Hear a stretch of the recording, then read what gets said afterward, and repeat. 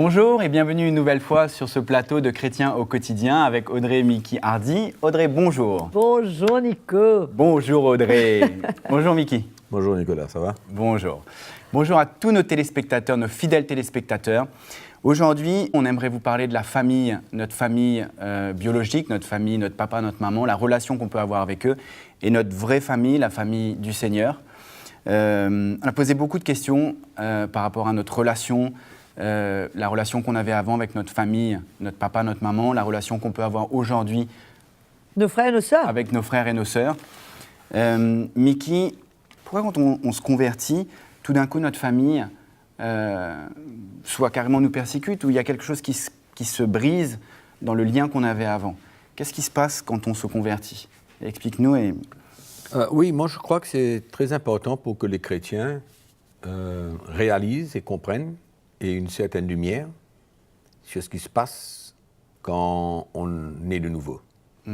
Qu'est-ce qui se passe quand on rencontre Jésus-Christ dans notre vie? Et parce qu'aujourd'hui, il y a tellement de chrétiens qui, avec ce manque de lumière, il y a beaucoup de compromis dans leur vie. Okay. Et en même temps, ce compromis les emmène à souvent faire ce qu'ils ne doivent pas faire. Et je crois qu'il faut réaliser ce que la parole de Dieu nous dit. Moi, j'aurais aimé lire simplement un verset dans l'Épître de Paul aux Éphésiens au chapitre 2, le verset 19. Il dit « Ainsi donc, vous n'êtes plus des étrangers ni des gens du dehors, mais vous êtes concitoyens des saints, gens de la maison de Dieu. Donc, nous ne sommes plus des gens du dehors. C'est-à-dire que quand on est en dehors, on n'est pas en dedans. Okay? Donc, d'être à l'intérieur, c'est d'être dans la maison de Dieu. C'est d'être membre de la famille de Dieu. C'est de ne plus être étranger au Seigneur. Et maintenant, c'est une nouvelle vie complètement. Et c'est totalement normal qu'il y ait des réactions. Des réactions, pourquoi? Parce que c'est ce qui s'est passé dans notre vie est spirituel. C'est un miracle qui s'est passé dans notre vie. Et quand les gens de notre famille ou n'importe qui ne comprennent pas ce qui s'est passé dans notre vie, c'est normal que ça fasse un clash et qu'il y ait une séparation. Et cette séparation, le Seigneur nous dit en plusieurs endroits, les paroles même de Jésus, de ce qui allait se passer quand on appartient à lui et qu'on est né de nouveau, qu'on devient membre de la famille de Dieu. C'est une séparation, c'est une division, et c'est tout à fait normal. Et vient avec cela, pas seulement la division, mais la persécution. Donc, c'est réaction normale, qu'on ne peut pas espérer mieux. Si on vit quelque chose d'autre, c'est que nous ne voulons pas prendre cette position claire dans l'esprit pour se tenir là où on doit se tenir et vivre notre vie chrétienne comme elle se doit. On dit on change de famille? Est-ce qu'on peut dire on change de famille? Est-ce qu'on... Oui. De là, c'est dur. Moi, je trouve ça difficile. J'aimerais comprendre autant que nos téléspectateurs. Mais est-ce qu'on change de famille? Est-ce qu'on délaisse? Est-ce qu'il y a quelque chose? Est-ce que oui, moi j'ai de la persécution? Mais le Seigneur a été bien clair quand on lui a dit dans Luc 8, ta mère et tes frères sont là. Il voulait parler au Seigneur et le Seigneur a voulu mettre les choses au clair d'un coup. Il a dit, écoutez, on ne va pas faire des demi-tours, là on va dire les choses telles qu'elles sont. Ma mère, mes frères, mes sœurs, c'est qui?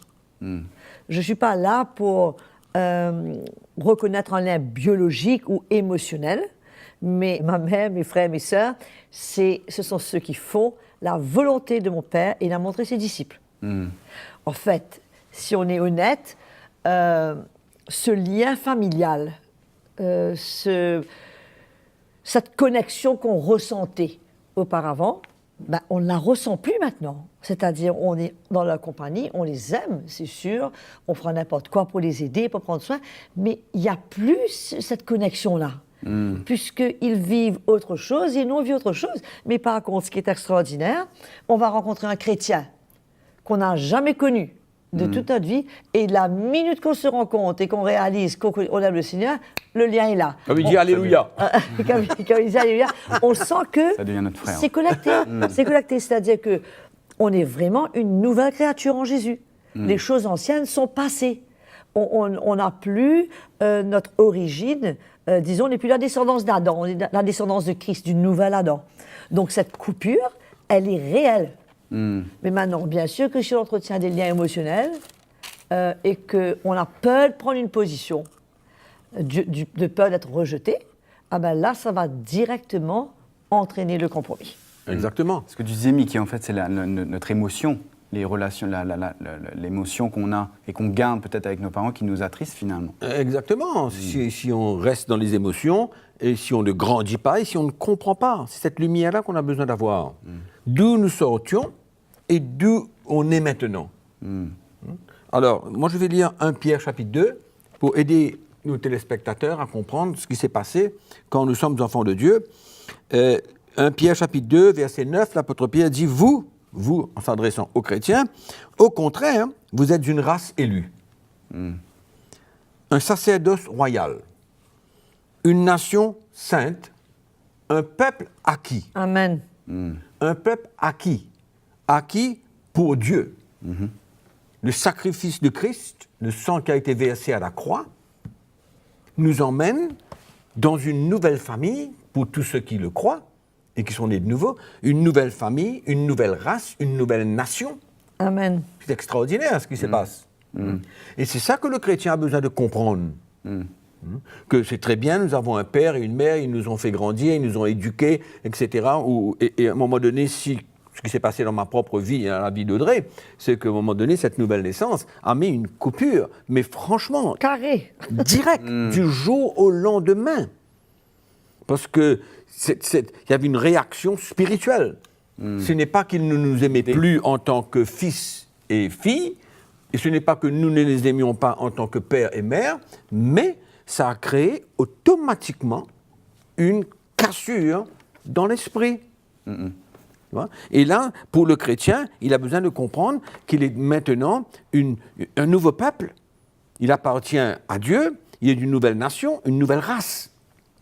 C'est pourquoi Paul a dit tout à l'heure, quand on a vu, nous ne sommes plus des gens du dehors. Amen. Nous sommes des gens du dehors. Nous sommes maintenant concitoyens des saints. C'est fort. Mais le chrétien, aujourd'hui, souvent, il y a beaucoup de chrétiens qui ne saisissent pas cela. Ils ne réalisent pas ce qui s'est passé dans cette nouvelle naissance. Et quand nous prenons une position claire dans l'esprit et que nous vivons pour Christ, c'est obligatoire. C'est comme la persécution pour le chrétien.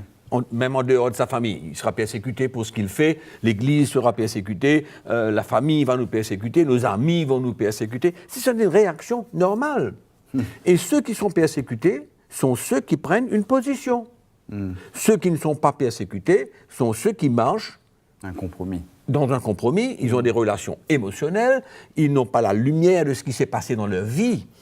Et moi, je dis aujourd'hui que c'est un honneur Alléluia. d'appartenir à la famille de Dieu. De sortir de là où nous étions, dans le monde, dans le péché, où nous appartenions à ce monde, mais d'être maintenant transportés dans le royaume de Jésus-Christ. Mais c'est le une miracle. grâce. Hein? C'est une grâce. C'est une grâce, c'est un honneur. miracle, c'est exceptionnel, c'est une gloire, c'est un honneur, et qu'on doit remercier le Seigneur tous les jours pour ça, et ne pas avoir ce sentiment, comme quoi que nous rejetons notre famille, comme quoi que c'est dur, c'est difficile, et tout ça. Non, Dieu est en contrôle. Nous ne pouvons pas, ni Audrey, ni moi, ni toi, prendre le fardeau de nos parents ou de n'importe qui. On peut prier pour eux, c'est bien, mais on doit se comprendre qu'est-ce qui s'est passé dans notre vie. On n'a Explique-le. pas de lien. Mais je crois que c'est important de savoir aussi, Nico, le Seigneur a été beaucoup plus loin que ça. Le Seigneur, dans Matthieu 10, 34, il dit « Ne croyez pas que je sois venu apporter la paix sur la terre, mais je suis venu apporter l'épée. Et il va plus loin, il dit car je suis venu mettre la division séparation entre l'homme et son père, entre la fille et sa mère, entre la belle-fille et sa belle-mère. Et ce qui est très intéressant dans ce passage, après qu'il ait dit « Et l'homme aura pour ennemi les gens de sa maison Oui. », il parle même qu'ils nous emmèneront aux tribunaux. Mais après avoir dit ça, c'est là que Jésus dit « Mais celui qui aimera son père, sa mère plus que moi, n'est pas digne de me suivre. » Bien souvent, on cite ce passage, mais on ne réalise pas que c'est lié dans le contexte des 2 versets précédents. Et le Seigneur dit aussi, il dit dans Matthieu 10, 21, le frère livrera son frère à la mort. Son propre frère. Livrera. Et le père son enfant. Et les enfants se soulèveront contre leurs parents et les feront mourir. Et dans Luc 12, 52, il dit car désormais 5 dans une maison seront divisés, 3 contre 2 et 2 contre 3, le père contre le fils contre le père, la mère contre la fille contre la mère contre la belle-mère. C'est une salade. Et il prévient d'avance, ce n'est pas quelque chose, quand on lit ça dans la Bible, on se dit ah ben oui, c'est ce que je vis, quoi. Mais surtout, il ne faut pas essayer, d'éviter ça et de tout faire pour éviter ça. Au contraire. On a eu beaucoup de témoignages comme ça, mais c'est difficile. Un jeune chrétien, c'était un témoignage d'un Timothée qui nous parlait et qui nous disait j'ai mon désir, mon cœur, l'Esprit du Seigneur me parle, mais j'ai du mal à briser ce lien. J'ai du mal à attrister ma famille. Donc, est-ce qu'on attriste sa famille? Mais ce lien, c'est pas lui qui le brise. C'est un lien qui est déjà brisé. Il n'y a plus ce lien. Exactement. Et pourquoi essayer de faire vivre quelque chose qui doit mourir, que le Seigneur a déjà mis à mort? Non, parce que peut-être qu'on a tendance à vouloir leur salut, vouloir garder un lien. Ce que tu disais, c'est pas notre fardeau. Ça doit pas être notre fardeau. Mais ma famille n'est pas convertie. J'aurais tendance à garder un lien peut-être émotionnel ou un lien pour essayer de les gagner au Seigneur. Pour essayer de garder un contact et voilà. Donc, est-ce que j'emmène un compromis ou... Oui, tu sais, souvent les chrétiens utilisent un petit texte de la Bible, comme dans le contexte de Corneille, où Pierre a... sauvé toi et ta famille. Voilà, où Corneille a reçu Pierre dans sa maison, il a porté la parole de Dieu, et la Bible nous dit que Corneille dit que lui, de toute sa maison, ont été sauvés. Donc, c'est comme si c'est devenu une promesse pour tous les chrétiens. Donc maintenant, il faut prendre cela comme un fardeau. Il faut se dire, maintenant, je suis sauvé, toute ma famille va être sauvée obligatoirement, etc., etc., etc. Moi, dans ma famille, écoute, mon père est mort, ma mère est morte, mon grand-père, mon grand-mère, j'ai des oncles qui sont morts, etc., etc., qui font partie de ma famille. Mais bon, Dieu fait des choses qu'on ne comprend pas, et à sa manière et quand il le veut. Je sais très bien que les jours avant de leur mort, pour eux, ils étaient très religieux, s'attachaient beaucoup à leur religion et vivaient une vie dans le monde, etc., etc., etc. Donc, on ne peut pas venir dire demain matin que ces gens-là sont sauvés. Tu comprends? Alors, donc, ce n'est pas toute ma famille qui est sauvée, bien que la parole de Dieu concerne qu'on aille, lui et toute sa famille, et ses amis même ont été sauvés ce même jour-là. Mais tout le monde était là, non? Tout le monde était là, sa famille, tout le monde était là. Tout le monde a entendu la parole, tout le monde était là, etc. Et bien qu'on puisse tous les jours essayer de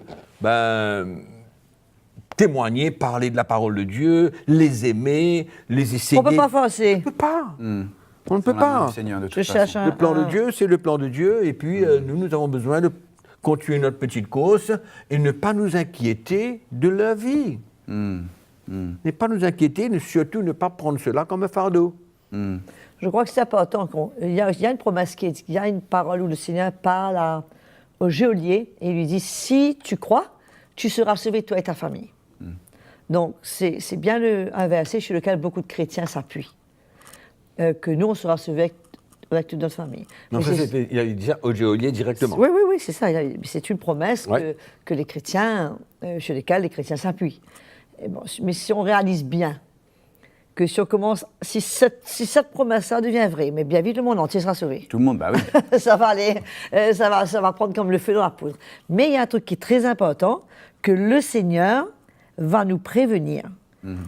Dans Jean chapitre 15, verset 19, il nous dit « Si vous étiez du monde, le monde aimerait ce qui est à lui. C'est-à-dire, il explique ça dans un autre verset, comme quoi que, pourquoi les gens te rejettent, c'est parce que tu n'aimes plus les choses qu'eux, ils aiment. Ils auraient voulu te voir pécher avec eux. Exactement, c'est le péché qui est le truc commun entre les gens qui ne connaissent pas Christ. Et c'est le péché. Et il te dit, mais parce que vous n'êtes pas du monde, et que je vous ai choisi du milieu du monde, à cause de cela, le monde vous haït, vous hait. Donc, en d'autres mots, et c'est sûr que on participait à beaucoup de choses avec notre famille biologique, qu'on ne participe plus. Donc, mais eux aussi, c'est normal. Bien souvent, on entend dire que ma famille a fait un truc, ils ne nous ont pas invités. Puisqu'on les dérange finalement, puisqu'on n'est plus intéressant, on n'est plus intéressant. Donc, ce qui fait que ce lien-là n'existe pas de toute façon. Maintenant, et c'est là le problème, c'est que eux, bien souvent par habitude, on avait une culture avant. On fêtait certaines fêtes. On avait l'habitude de faire certains repas à l'occasion de certains événements particuliers. Et à ces repas-là, c'était, on ne dirait pas logis, mais on mangeait au-delà de la norme. On mangeait des trucs inhabituels, c'était la fête, quoi. Mais ça ne nous intéresse pas d'aller à ces choses. Mais le chrétien qui n'ose pas dire non, bien souvent, ces mêmes fêtes familiales sont des occasions de chute. Exactement. Et les font retourner en arrière, les font compromettre, les font tomber dans la chair, et ensuite ils sont gênés, ils sont culpabilisés, et ils ne savent pas trop comment revenir à l'Église, et bien souvent c'est une occasion de chute, surtout les jeunes chrétiens. Du reste, la parole de Dieu, dans la parabole de sémence, c'est une des choses qui va mettre fin qui va venir interrompre ta marche avec le Seigneur, mais c'est les choses du monde, l'amour des choses du monde, qui va revenir.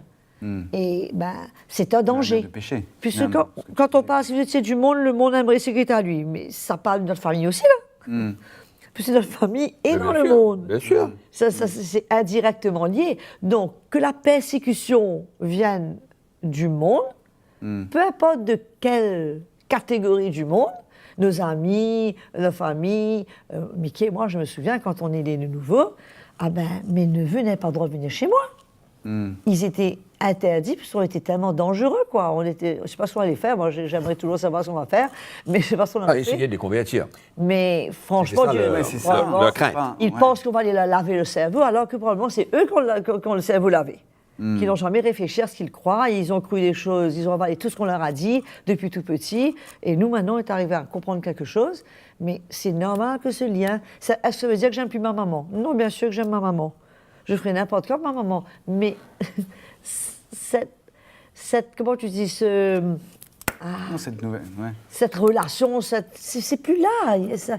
C'est pas que tu la fabriques, mais tu as besoin de faire, de l'entretenir, tu as vraiment besoin de faire des efforts pour que ça marche. C'est comme ça. Moi, je pense, Nicolas, que les chrétiens qui sont faibles, qui sont encore charnels, sont ceux qui, sachant qu'ils sont chrétiens maintenant, et que normalement, leur vie doit être complètement changée, ils profitent. Ils profitent des occasions qui leur sont présentées pour être en famille, sachant que la famille, ils savent très bien, qui n'est pas converti, il y aura la fête, il y aura tout ça, il y aura tout ça, il y aura tout ça. Ils profitent. Ils profitent de cette situation-là parce qu'ils sont encore charnels, ils sont encore des enfants, des bébés dans le Seigneur, et ils n'ont pas une position claire dans l'esprit. Alors, c'est ça qui est un petit peu... Et puis, il y a cette relation émotionnelle, cette incompréhension qu'on a parlé tout à l'heure. Mais je crois qu'il y a un point qui est important, avant de terminer cette émission, c'est l'attitude que nous devons avoir envers notre famille et les gens du monde. L'attitude. Et de ne pas se croire au-dessus. C'est vrai que... on est chrétien, on est enfant de Dieu, on a eu la lumière, le Seigneur nous a fait grâce. C'est certain que nous nous considérons comme des enfants de Dieu et nous avons une certaine assurant, on est fiers, quoi. Une certaine fierté. On est fiers d'être enfants de Dieu. Tu as lu tout à l'heure, on est une race élue. Ouais. Un sacerdoce royal? Quand moi j'ai témoigné ça, j'ai mal témoigné sûrement quand je me suis jeune converti. Tu as pris une claque. Les gens te disent, non mais les gens de ta famille, les gens te disent, mais pour qui tu te prends? Parce que tout d'un coup j'étais la race élue, quoi. Bien sûr. Tu es content d'être ce que tu es, c'est tout à fait naturel. Mais c'est ce que tu dis, il faut être sensible. Oui, c'est pas du genre de verser à le dire quand même. Non. Je crois que ce qui est important, c'est que ce que le Seigneur voit, c'est l'intention de notre cœur, l'attitude de notre cœur vis-à-vis d'eux. On n'aime pas et on ne s'associe pas à leur vie, mais dans notre cœur, on les aime dans le sens qu'on aurait aimé qu'ils soient sauvés. Et ça s'arrête là. Mais c'est cette attitude que nous avons besoin de transporter vis-à-vis d'eux. Et qu'ils ont besoin de ressentir cela. Mais il fut un moment donné dans notre famille où ils nous ont accusés comme quoi on ne voulait pas d'eux. D'accord.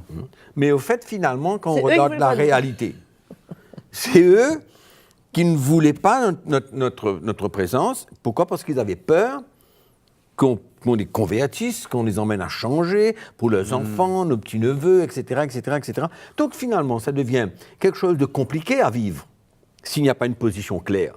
Quand la ligne est tirée, c'est clair, ils savent où ils se tiennent, on sait où on se tient. Bonjour, ça va, c'est bien, on les aime de tout notre cœur, mais ça s'arrête là.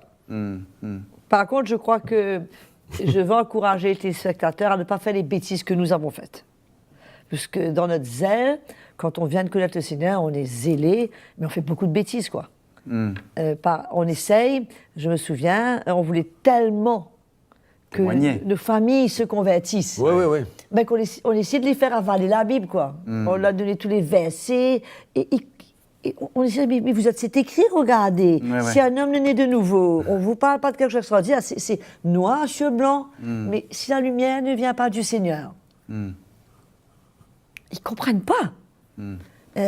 On a beau leur expliquer des choses qui sont logiques, qui ont du sens, mais ils ne comprennent pas. Alors nous, on a essayé de forcer, dans un bon zèle, dans un bon désir. Je me souviens...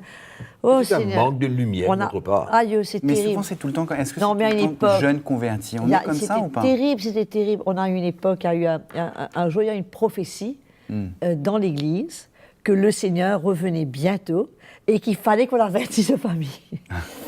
Et quelques jours après, une des sœurs reçoit une cassette, à cette époque, avec des cassettes, avec un message. Je me souviens d'un prédicateur qui s'appelait Le Grand, je ne sais trop quoi. Le retour de Jésus. Et pour nous, c'était la confirmation. Le Seigneur prophétise ça dans l'église. On a prophétisé dimanche. Là, qu'est-ce qu'on a fait? On a convoqué toute notre famille chez nous. Et d'une manière très difficile, puis si on disait à un, il fallait faire ça d'une manière très, très intelligente pour qu'un ne prévienne pas l'autre, que tout le monde vienne. Et quand tout le monde est venu, je me rappelle, il s'appelait Fernand Le Grand, de la cassette. On les a fait tous s'asseoir, la famille de Mickey et ma famille, et on a mis la cassette. Oh, c'était une vraie bouffonnade. Non, mais c'était affolant. Puis c'est pour tous en prier, nous. Pas qu'ils écoutaient, nous prier. Non, mais il faut qu'on réalise. Je crois qu'on les a bloqués pour 5 ans, quoi. Il ne faut pas faire ce genre de bêtises-là. Il faut laisser le Seigneur faire. Voilà. Il faut laisser le Seigneur... Nous, il faut qu'on ait un cœur pour eux. Il faut qu'on soit là pour eux, qu'on ait un cœur pour eux, et le reste, c'est le Seigneur. Exactement. Alors, moi, je crois que pour terminer cette émission, je pense que pour les spectateurs qui nous écoutent, qui nous regardent, c'est très important pour eux de comprendre certaines choses importantes. Premièrement, c'est qu'on réalise qui nous sommes aujourd'hui en tant que chrétiens. Amen. Qui nous sommes. Cette famille de Dieu qui est aujourd'hui notre famille. Il ne faut pas essayer d'être dans une demi-mesure. Il faut que le chrétien comprenne qui nous sommes, qu'est-ce que nous avons reçu, à qui nous appartenons, et que ça n'a rien à voir avec notre famille biologique. Pourquoi? Parce que c'est 2 mondes différents, c'est 2 États différents, c'est 2 royaumes différents. C'est clair, ils ont besoin de comprendre ça clairement, et de faire confiance au Seigneur. Pour la famille, de faire confiance au Seigneur, et comme Audrey vient de dire... Sans compromettre. Et comme Audrey vient de dire tout à l'heure, d'avoir un cœur. Un cœur pour eux, de les aimer, qu'ils ressentent qu'on est là pour eux, et c'est notre témoignage qui va les aider à ressentir le cœur du Seigneur dans cette relation, qui est souvent pas facile. Et s'il y a des chrétiens qui nous écoutent et qui particulièrement sont attachés à leur famille biologique et ont la difficulté de s'éloigner, s'éloigner pourquoi? Parce qu'ils peuvent compromettre, ils peuvent être influencés de la mauvaise manière dans cette fréquentation. Et moi, je veux simplement leur dire de faire confiance au Seigneur, de ne pas essayer de compromettre là-dedans. C'est très important pour eux. Je crois qu'on peut ajouter Et quelque de chose grandir. très important là, c'est que bien souvent, les chrétiens compromettent parce qu'ils ont quelque chose à gagner. Ça De peut leur être- famille. Oui. Ça peut être l'héritage, puisqu'il y a des familles qui menacent leurs enfants de les déshériter et s'ils ils quittent la religion traditionnelle, Ah ben oui. s'ils quittent la culture traditionnelle, et ils ont peut-être qu'ils travaillent pour le papa, peut-être qu'ils sont dans un poste où c'est une entreprise familiale, et ils réalisent que s'ils prennent position, ils risquent même de perdre ce travail. Et il y a comme un chantage là. Un petit bien. Et il faut faire très attention, si c'est le cas, il faut être prêt à perdre tout et faire confiance au Seigneur à ce niveau pour que le Seigneur, lui, ramène son plan et sa volonté dans la vie de cette personne sans qu'on ait à compromettre d'aucune façon. Je peux dire aussi que dans l'Église, je ne sais pas, souvent on parle des églises, etc., mais moi j'ai retrouvé beaucoup de papas spirituels, beaucoup de mamans spirituelles. Pas qui ont pris la place, mais ce que j'ai recherché, c'était vraiment ça. J'avais un papa dans l'esprit, j'avais quelqu'un qui me confiait, j'avais quelqu'un, etc., etc. Donc quand on recherche des émotions, quand on recherche des conseils, etc., je sais que dans l'Église, les frères, les sœurs, on retrouve cette Mais c'est là où on aura le meilleur conseil, Ouais, exactement. c'est là où on aura la meilleure direction, c'est là où on pourra entendre la voix de Dieu. Les gens sont C'est là où tout attirés. se passe, parce Ouais, il que n'y a pas d'intérêt nous dedans. sommes des enfants de notre Dieu bien. maintenant. Hypothèse, il ne faut pas oublier que Jésus, quand il a parlé de ça, il faut se souvenir que la Bible dit que les frères de Jésus ne croyaient pas en lui. Exactement. Donc, son message était clair. Mon frère, vraiment, c'est pas celui qui est né de ma mère ou de mon père. Mon frère, c'est celui disciples. qui fait la volonté de mon père, puisque eux, avant leur conversion, puis par la suite, Jacques, c'est le frère de Jésus, mais ils ne croyaient pas en Jésus. Et dans ce même texte, il leur a dit, dites-leur que je vais à Jérusalem. C'est comme si, c'est pas qu'il les oublie, qu'il a mis une croix sur eux, qu'il a terminé avec eux. Exactement. Il y a toujours que je vais là-bas et si... Dis-leur que je vais à Jérusalem. Et la preuve, c'est qu'ils se sont convertis. Donc voilà. Amen.